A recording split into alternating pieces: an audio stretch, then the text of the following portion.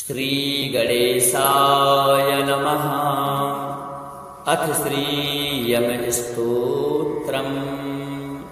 त्वं धाता च विधाता च श्राद्धे चैव हि दृश्यसे। पितॄणां परमो देवः चतुष्पाद नमोऽस्तु ते। कालज्ञश्च कृतज्ञश्च सत्यवादी दृढव्रतः। प्रेतनाथ महाभाग धर्मराज नमोऽस्तु ते। कर्ता कार्यता चैव भूतभव्य भवत्प्रभो। पावको मोहनश्चैव संक्षेपो विस्तरस्तथा। दण्डपाणे विरूपाक्ष पाशहस्त नमोऽस्तु ते। आदित्य सदृशाकार सर्वजीवहर प्रभो। कृष्णवर्ण दुराधर्ष तैलरूप नमोऽस्तु ते। मार्तण्ड सदृश श्रीमान् मार्तण्ड समतेजसा। हव्यकव्यवहात्वमिहि प्रभविष्णो नमोऽस्तु ते। पापहन्ता व्रती श्राद्धि नित्ययुक्तो महातपाः। एकदृग बहुदृग भूत्वा कालमृत्यो नमोऽस्तु ते। क्वचित् दण्डी क्वचित् मुण्डी क्वचित् कालो दुरासदः। क्वचित् बालः क्वचित् वृद्धा क्वचित् रौद्र नमोऽस्तु ते। पया विराजितो लोकः शासता धर्महेतुना। प्रत्यक्षं दृश्यते देवः त्वद्विना न च सिद्ध्यति। देवानां परमं दैवं तपसां परमं तपः। जपानां परमं जप्यं त्वत्तः चान्यो न दृश्यते।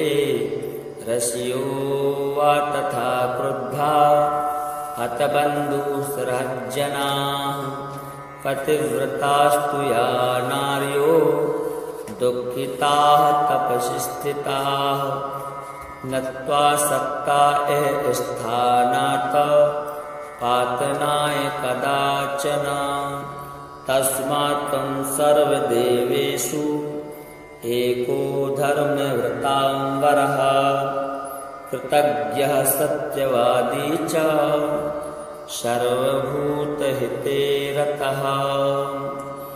श्री यमदेवार्पणमस्तु।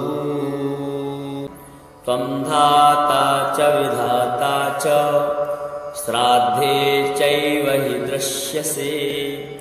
पितॄणां परमो देवः चतुष्पाद नमोऽस्तु ते। कालज्ञश्च कृतज्ञश्च सत्यवादी दृढव्रतः। प्रेतनाथ महाभाग धर्मराज नमोऽस्तु ते। कर्ता कार्यता चैव भूतभव्य भवत्प्रभो। पावको मोहनश्चैव संक्षेपो विस्तरस्तथा। दण्डपाणे विरूपाक्ष पाशहस्त नमोऽस्तु ते। आदित्य सदृशाकार सर्वजीवहर प्रभो। कृष्णवर्ण दुराधर्ष तैलरूप नमोऽस्तु ते। मार्तण्ड सदृश श्रीमान् मार्तण्ड समतेजसा। हव्यकव्यवहात्वमिहि प्रभविष्णो नमोऽस्तु ते। पापहन्ता व्रती श्राद्धि नित्ययुक्तो महातपाः। एकदृग बहुदृग भूत्वा कालमृत्यो नमोऽस्तु ते।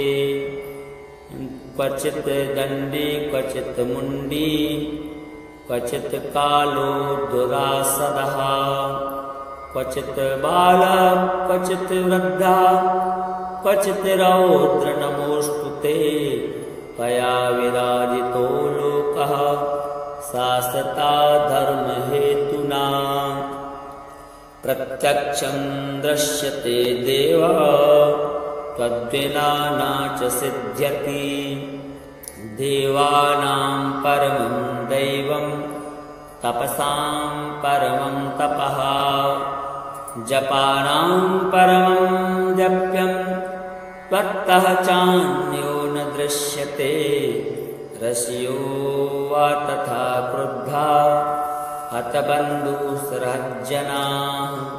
पतिव्रतास्तु या नार्यो दुःखिताः तपसि स्थिताः नत्वा सत्ता स्थानात् पातनाय कदाचन तस्मात् त्वं सर्वदेवेषु एको धर्मव्रताम्बरः कृतज्ञः सत्यवादी च सर्वभूतहिते रतः श्री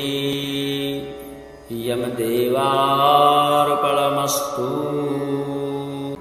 त्वं धाता च विधाता च श्राद्धे चैव हि दृश्यसे पितॄणां परमो देवः चतुष्पाद नमोऽस्तु ते कालज्ञश्च कृतज्ञश्च सत्यवादी दृढव्रतः प्रेतनाथ महाभाग धर्मराज नमोऽस्तु ते कर्ता कार्यता चैव भूतभव्य भवत्प्रभो पावको मोहनश्चैव संक्षेपो विस्तरस्तथा दण्डपाणे विरूपाक्ष पार्श्वहस्त नमोऽस्तु ते आदित्यसदृशाकार सर्वजीवहर प्रभो कृष्णवर्णदुराधर्ष तैलरूप नमोऽस्तु ते मार्तण्डसदृश श्रीमान् मार्तण्डसमतेजसा हव्यकव्यवहात्वमिहि प्रभविष्णो नमोऽस्तु ते पापहन्ताव्रती श्राद्धी नित्ययुक्तो महातपाः एकदृग्बहुदृग् भूत्वा कालमृत्यो नमोऽस्तु ते क्वचित् दण्डी क्वचित् मुण्डी क्वचित् कालो दुरासदः क्वचित् बालः क्वचित् वृद्धा क्वचित् रौद्र नमोऽस्तु ते त्वया विराजितो लोकः शाश्वता धर्महेतुना प्रत्यक्षं दृश्यते देव त्वद्विना न च सिद्ध्यति देवानां परमं दैवं तपसां परमं तपः जपानां परमं जप्यं त्वत्तः चान्यो न दृश्यते रसियो वा तथा क्रुद्धा हतबन्धुसहज्जनाः पतिव्रतास्तु या नार्यो दुःखिताः तपसि स्थिताः नत्वा सत्ता स्थानात् पातनाय कदाचन तस्मात् त्वं सर्वदेवेषु एको धर्मव्रताम्बरः कृतज्ञः सत्यवादी च सर्वभूतहिते रतः श्री यमदेवार्पणमस्तु त्वं धाता च विधाता च श्राद्धे चैव हि दृश्यसे पितॄणां परमो देवः चतुष्पाद नमोऽस्तु ते कालज्ञश्च कृतज्ञश्च सत्यवादी दृढव्रतः प्रेतनाथ महाभाग धर्मराज नमोऽस्तु ते। कर्ता कार्यता चैव भूतभव्यभवत्प्रभो पावको मोहनश्चैव संक्षेपो विस्तरस्तथा दण्डपाणे विरूपाक्ष पाशहस्त नमोऽस्तु ते। आदित्यसदृशाकार सर्वजीवहर प्रभो कृष्णवर्णदुराधर्ष तैलरूप नमोऽस्तु ते। मार्तण्डसदृश श्रीमान् मार्तण्डसमतेजसा हव्यकव्यवहात्वमिहि प्रभविष्णो नमोऽस्तु ते। पापहन्ताव्रती श्राद्धि नित्ययुक्तो महातपा एकदृग्बहुदृग् भूत्वा कालमृत्यो नमोऽस्तु ते। क्वचित् दण्डी क्वचित् मुण्डी क्वचित् कालो दुरासदः क्वचित् बालः क्वचित् वृद्धा क्वचित् रौद्र नमोऽस्तु ते। त्वया विराजितो लोकः शासता धर्महेतुना प्रत्यक्षं दृश्यते देवः त्वद्विना न च सिद्ध्यति। देवानां परमं दैवं तपसां परमं तपः जपानां परमं जप्यं त्वत्तः चान्यो न दृश्यते। रसियो वा तथा क्रुद्धा हतबन्धुसहज्जनाः पतिव्रतास्तु या नार्यो दुःखिताः तपसि स्थिताः नत्वा सक्ता स्थानात् पातनाय कदाचन। तस्मात् त्वं सर्वदेवेषु एको धर्मव्रताम्बरः कृतज्ञः सत्यवादी च सर्वभूतहिते रतः। श्री यमदेवार्पणमस्तु। त्वं धाता च विधाता च श्राद्धे चैव हि दृश्यसे। पितॄणां परमो देवः चतुष्पाद नमोऽस्तु ते। कालज्ञश्च कृतज्ञश्च सत्यवादी दृढव्रतः प्रेतनाथ महाभाग धर्मराज नमोऽस्तु ते। कर्ता कार्यता चैव भूतभव्यभवत्प्रभो पावको मोहनश्चैव संक्षेपो विस्तरस्तथा दण्डपाणे विरूपाक्ष पाशहस्त नमोऽस्तु ते। आदित्यसदृशाकार सर्वजीवहर प्रभो कृष्णवर्णदुराधर्ष तैलरूप नमोऽस्तु ते। मार्तण्डसदृश श्रीमान् मार्तण्डसमतेजसा हव्यकव्यवहात्वमिहि प्रभविष्णो नमोऽस्तु ते। पापहन्ताव्रती श्राद्धि नित्ययुक्तो महातपा एकदृग्बहुदृग् भूत्वा कालमृत्यो नमोऽस्तु ते। क्वचित् दण्डी क्वचित् मुण्डी क्वचित् कालो दुरासदः क्वचित् बालः क्वचित् वृद्धा क्वचित् रौद्र नमोऽस्तु ते।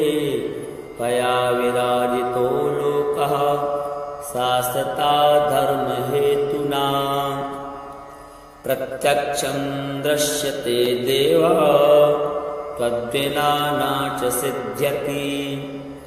देवानां परमं दैवं तपसां परमं तपः जपानां परमं जप्यं त्वत्तः चान्यो न दृश्यते।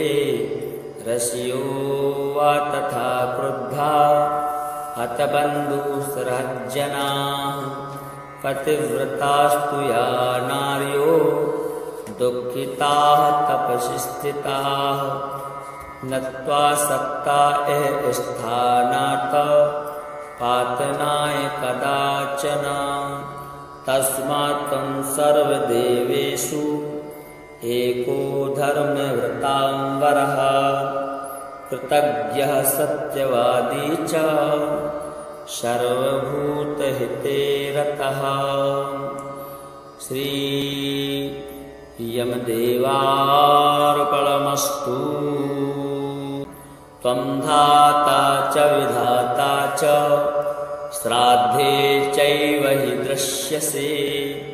पितॄणां परमो देवः चतुष्पाद नमोऽस्तु ते। कालज्ञश्च कृतज्ञश्च सत्यवादी दृढव्रतः प्रेतनाथ महाभाग धर्मराज नमोऽस्तु ते। कर्ता कार्यता चैव भूतभव्य भवत्प्रभो पावको मोहनश्चैव संक्षेपो विस्तरस्तथा। दण्डपाणे विरूपाक्ष पाशहस्त नमोऽस्तु ते। आदित्यसदृशाकार सर्वजीवहर प्रभो कृष्णवर्णदुराधर्ष तैलरूप नमोऽस्तु ते। मार्तण्डसदृश श्रीमान् मार्तण्डसमतेजसा हव्यकव्यवहात्वमिहि प्रभविष्णो नमोऽस्तु ते। पापहन्ताव्रती श्राद्धि नित्ययुक्तो महातपा एकदृग् बहुदृग् भूत्वा कालमृत्यो नमोऽस्तु ते। क्वचित् दण्डी क्वचित् मुण्डी क्वचित् कालो दुरासदः क्वचित् बालः क्वचित् वृद्धा क्वचित् रौद्र नमोऽस्तु ते। त्वया विराजितो लोकः शासता धर्महेतुना। प्रत्यक्षं दृश्यते देव त्वद्विना न च सिद्ध्यति। देवानां परमं दैवं तपसां परमं तपः जपानां परमं जप्यं त्वत्तः चान्यो न दृश्यते।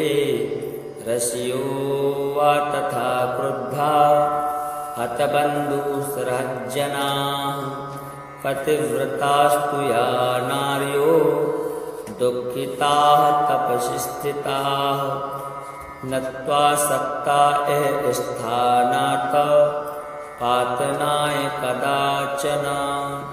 तस्मात् त्वं सर्वदेवेषु एको धर्मव्रतांवरः कृतज्ञः सत्यवादी च सर्वभूतहिते रतः।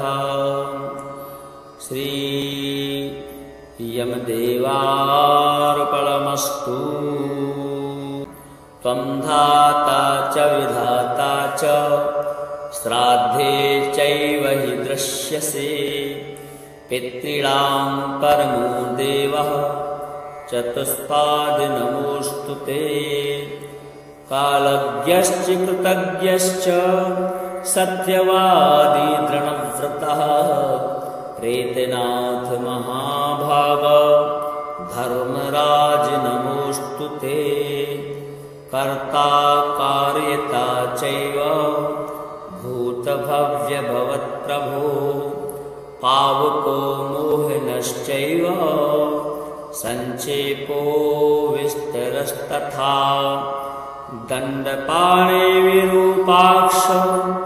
पार्श्वहस्त नमोऽस्तु ते आदित्यसदृशाकार सर्वजीवहर प्रभो कृष्णवर्णदुराधर्ष तैलरूप नमोऽस्तु ते मार्तण्डसदृश श्रीमान् मार्तण्डस्वतेजसा हव्यकव्यवहात्वमिहि प्रभविष्णो नमोऽस्तु ते पापहन्ताव्रति श्राद्धि नित्ययुक्तो महातपाः एकदृग्बहुदृग् भूत्वा कालमृत्यो नमोऽस्तु ते क्वचित् दण्डी क्वचित् मुण्डी क्वचित् कालो दुरासदः क्वचित् बालः क्वचित् वृद्धः क्वचित् रौद्र नमोऽस्तु ते त्वया विराजितो लोकः शासता धर्महेतुना प्रत्यक्षं दृश्यते देव त्वद्विना न च सिद्ध्यति देवानां परमं दैवं तपसां परमं तपः जपानां परमं जप्यं त्वत्तः चान्यो न दृश्यते रसियो वा तथा क्रुद्धा हतबन्धुसहज्जनाः पतिव्रतास्तु या नार्यो दुःखिताः तपसि स्थिताः नत्वा सक्ता स्थानात् पातनाय कदाचन तस्मात् त्वं सर्वदेवेषु एको धर्मव्रताम्बरः कृतज्ञः सत्यवादी च सर्वभूतहिते रतः श्री यमदेवार्पणमस्तु त्वं धाता च विधाता च श्राद्धे चैव हि दृश्यसे पितॄणां परमो देवः चतुष्पाद नमोऽस्तु ते कालज्ञश्च कृतज्ञश्च सत्यवादी दृढव्रतः प्रेतनाथ महाभाग धर्मराज नमोऽस्तु ते कर्ता कार्यता चैव भूतभव्यभवत्प्रभो पावको मोहनश्चैव सञ्क्षेपो विस्तरस्तथा दण्डपाणिविरूपाक्ष पार्श्वहस्त नमोऽस्तु ते आदित्यसदृशाकार सर्वजीवहर प्रभो कृष्णवर्णदुराधर्ष तैलरूप नमोऽस्तु ते मार्तण्डसदृश श्रीमान् मार्तण्डस्वतेजसा हव्यकव्यवहात्वमिहि प्रभविष्णो नमोऽस्तु ते पापहन्ताव्रति श्राद्धि नित्ययुक्तो महातपाः एकदृग्बहुदृग् भूत्वा कालमृत्यो नमोऽस्तु ते क्वचित् दण्डी क्वचित् मुण्डी क्वचित् कालो दुरासदः क्वचित् बालः क्वचित् वृद्धः क्वचित् रौद्र नमोऽस्तु ते त्वया विराजितो लोकः शासता धर्महेतुना प्रत्यक्षं दृश्यते देव त्वद्विना न च सिद्ध्यति देवानां परमं दैवं तपसां परमं तपः जपानां परमं जप्यं त्वत्तः चान्यो न दृश्यते रसियो वा तथा क्रुद्धा हतबन्धुसहज्जनाः पतिव्रतास्तु या नार्यो दुःखिताः तपसि स्थिताः नत्वा सक्ता इह स्थानात् पातनाय कदाचन तस्मात् त्वं सर्वदेवेषु एको धर्मव्रताम्बरः कृतज्ञः सत्यवादी च सर्वभूतहिते रतः। श्री यमदेवार्पणमस्तु।